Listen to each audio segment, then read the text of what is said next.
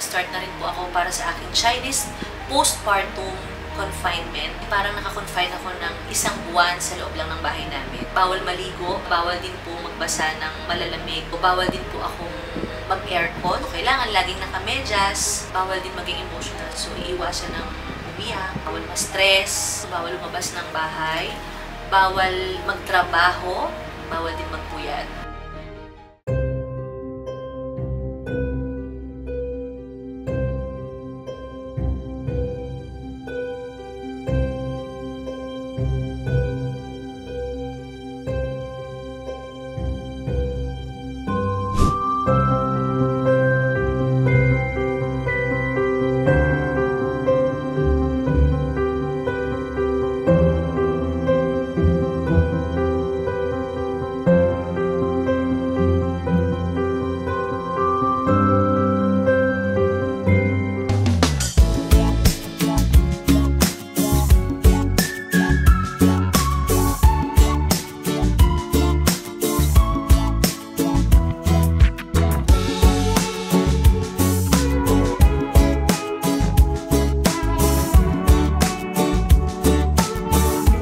Ito yung iinumin kong tea ngayon, hot tea. Ayan yung mga nasa loob.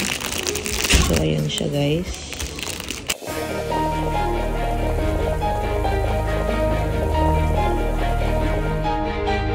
Hot tea. Kung may choice, Rosanang single o Rosanang may mga anak na? Alam niyo mga ka-twinkle, dito ako na-excite. Kasi ito yung kanilang black chicken na may kasamang goji berries. Let's see, guys. Ay, marami siya talagang ginger. Oh. Ayan, oh.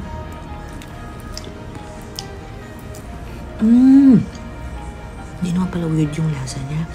Ang lasa niya, guys, para siyang inihaw na manok na medyo sweet, na parang marinated siya sa medyo matamis na ano.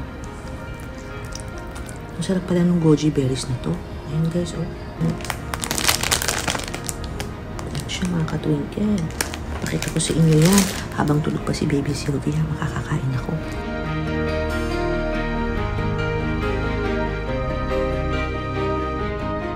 Hi guys! Hi mga ka-twinkle! Kauwi lang po namin from the hospital at almost 4 days din ako nakapag-stay doon dahil nanganak ako kay Baby Sylvia. Dahil ngayon po ay nakapag-start na rin po ako para sa aking Chinese postpartum confinement.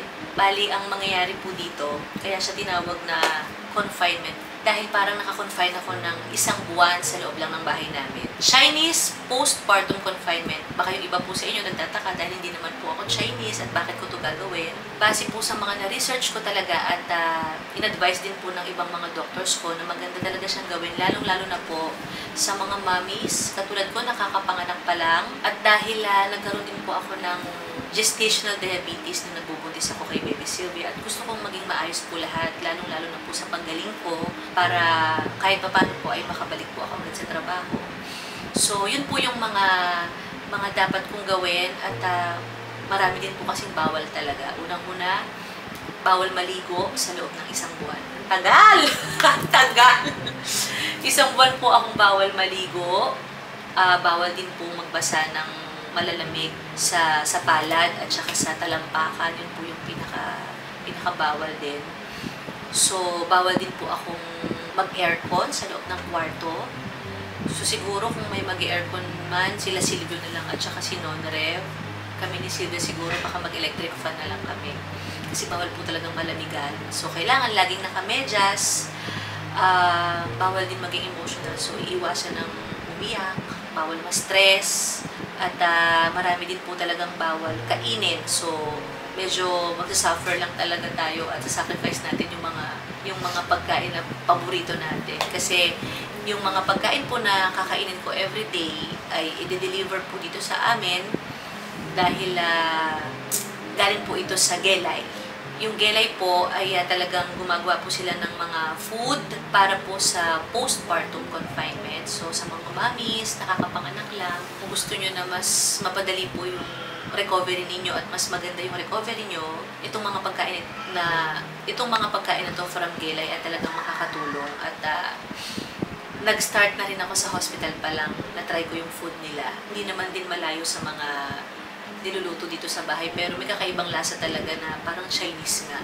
So yun lang yung masasabi ko, pero masarap naman. Bawal din po ang pumunta sa iba't ibang lugar. So bawal lumabas ng bahay. Bawal magtrabaho. So siguro yung mga gawain dito sa bahay, bawal po munang gawin talaga. Kasi gusto ko naglalaban ng damit ni Silvio tsaka ni Sylvia. So bawal muna yun. Ate Erin, ikaw muna yun ha.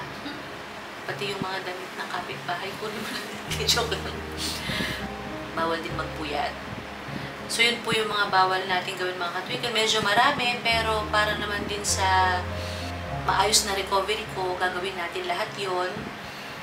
At i-share ko po sa inyong lahat kung ano man po yung mga mangyayari sa loob ng isang buwan na yan sa aking Chinese postpartum confinement. Medyo mahirap, guys, kasi unang-una yung pagligo pa lang. Kailangan araw-araw tayo naliligo, pero 1 month tayo hindi maliligo. Pero kailangan natin gawin. Para din sa akin to. At syempre, ayoko naman talagang magkaroon ng maintenance. Parang masyado pang maaga kung magtitake ako ng maintenance para sa mga sakit. Ayoko nang gano'n. Syempre, bata po yung mga babies ko. Kailangan mabuhay pa tayo ng matagal, mga katwinkle. So, yun lang, guys. Ibabahagi ko sa inyong lahat yan. At ipapakita ko sa inyo kung ano man po yung mangyayari dito sa postpartum confinement na gagawin natin.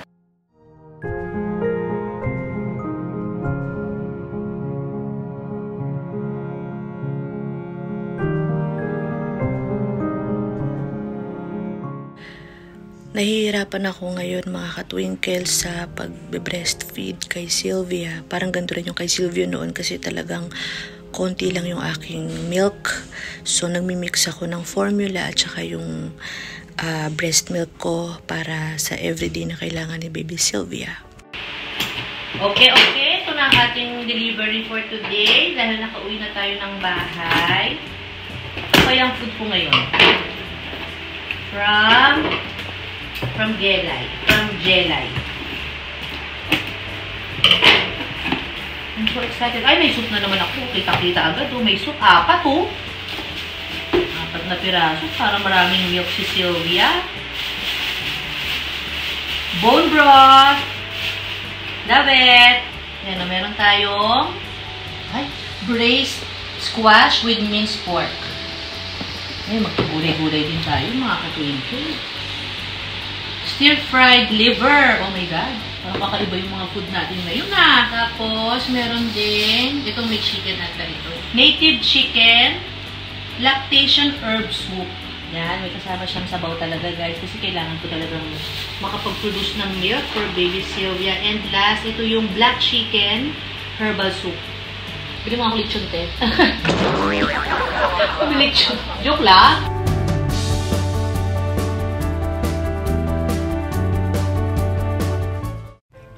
Hi guys! So ito ngayon papaliguan ni non-rev si Sylvia. So naka-off yung pati electric fan namin naka-off. At dahil hindi naman talaga kami nag-aircon sa ngayon guys kasi bawal talaga akong malamigan. Pagising ko lang today parang hinahanap ng katawan ko yung malamig na tubig. Hanggang ngayon bawal pa naman. Pero mas malakas naman akong uminom ng tubig talaga ngayon. Siguro nga dahil nga lagi akong uhaw kasi hindi ako nakakainom ng malamig na tubig. Anyway, yun, pati pagsisimba, nag-online lang ako kasi bawal ako lumabas. Parang me time ko to Itong 1 month na to talagang for myself talaga at na-enjoy ko naman at kinakaya naman natin.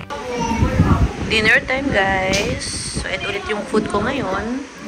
Hindi na ako magkikinuha kasi mas gusto ko siyang papakin lang yung meatballs at yung soup. Yan. Bango.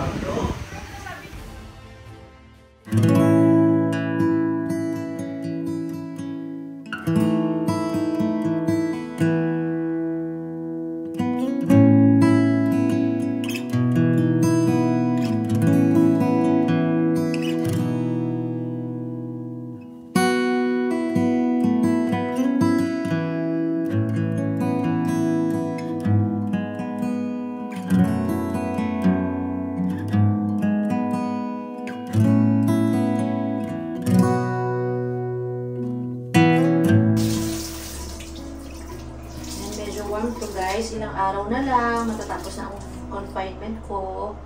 Ayan, medyo mainit siya. Excited na akong makapagtrabaho ulit dahil patapos na yung confinement natin at pwede na tayong makabalik pang unti-unti sa trabaho. Oh my God! Ano kayo itsura ng labas? Parang pati yung labas hindi na alam ang itsura. Ano? So yan lang mga ka-twinkle, pupunas-punas lang tayo. Para ano lang, makabawas lang ng lagkit sa katawan. Parang nangangati na ako. Nangangati na yung balat-balat ko dahil sa wala tayong ligo. Parang malamig yung paa ko ngayon. Yung kasi yung iniiwasan natin guys, yung mapasukan tayo ng lamig. Dahil nga, kakapanganak lang, so dapat walang aircon.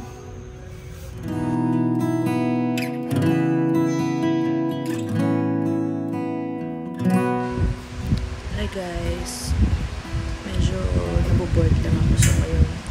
Nag-ano ako ng hot tea.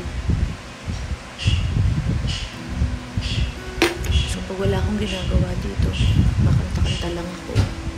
Ang oily na ng hair ko.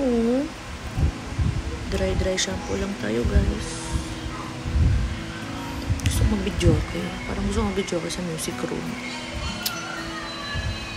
Tumbang preso kaya tayo dito sa bahay. Bored ka pala, Angge, magtumbang preso ka kaya dyan sa garahe nyo. Hi guys! So ngayon, 1 week na after kong manganak. So isang linggo na ang nakalipas. Ang bilis-bilis. Ito na yung mga bago nating na-deliver na food. Ipapakita ko sa inyo kung ano yung mga pagkain ko naman for today and for tomorrow. Kasi pang 2 days lagi yung dinideliver sa aking mga pagkain. So ito siya guys. Meron ako ditong kinuha kasi ito yung pinaka-rice ko sa lahat ng mga ulam na kinakain ko mga ka-twinkle. So ito ang ating steamed chicken na may red dates. Akala ko hindi masarap kapag may mga ganyan. Kasi syempre parang mag-iiba yung lasa niya pag red dates na nasa ulam niya. Pero masarap siya. Hi kuya! Hindi pa pwede yung pumili. Beb, tingnan mo masarap. Pero parang masarap siya kung mas maanghang pa, Beb. Hot sauce. Pwede mo mag-hot sauce. Pwede lang din masarap yung chili. Pero okay lang to. Para siyang adobo na medyo matamis na may lemon. Eat ka, kuya. Sarap din. Ito kuya, Silvio, come here kuya. Meatballs with spinach. Wow, ano lang ma'am? Ito yung yung spinach na may meatballs. Dinagdagan ko lang ng konting egg. Kaya may kulay siya. Sarap. Meron pa dun kaya ako nyo ha? Ilang araw na hindi ka naliligo mo. Ayos ka. Amoy mo ate.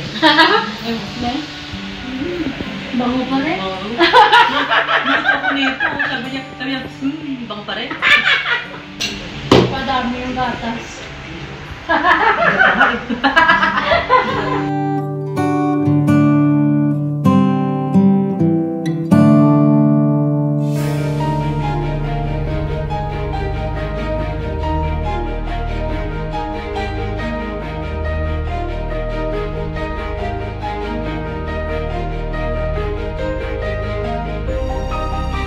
Hi guys! Hi, good morning! Hi kuya! Pang 20 days ko na ngayon guys. Pang 20 days na ng ating confinement. So ngayon, ito, ang iniinom ko ngayon yung aking hot tea. Busy naman silang dalawa dun, no? Gising ni Sylvia, te. Ha? Gising. Hi. Hi! Hi. Wash na daw kasi may pupo si kuya. Pindut. Pindut. Mas may love. Hi kuya, pogi naman. Love mo si mama kahit hindi pa naliligo si mama? Hindi pa naliligo si mama? Hi, babe. Babe, Bye. hindi pa ako naliligo. Ilang araw na. Ito remote. Ito remote, mama. I love you, kuya. Hindi ko ata pagligo. Nagkakaroon na ako ng mga pantal dito. Sakit to. Ano yan?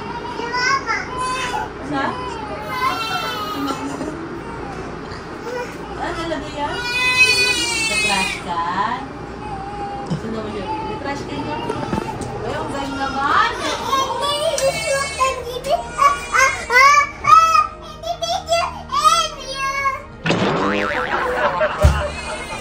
Good naman.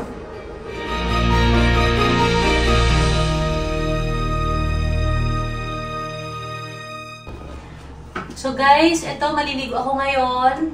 Ito ang unang ligo ko kasi talagang nakaschedule po kung kailan ako maliligo bago matapos ang confinement ko. Then kanina, pinakuluan na po namin yung aking gagamitin sa herbal bath. So ayun siya guys, kung makikita nyo, ayan, papakita ko lang sa inyo. Ang bango, no? Parang yung amoy niya, siguro yung mga ingredients niyan ng herbal na yan, parang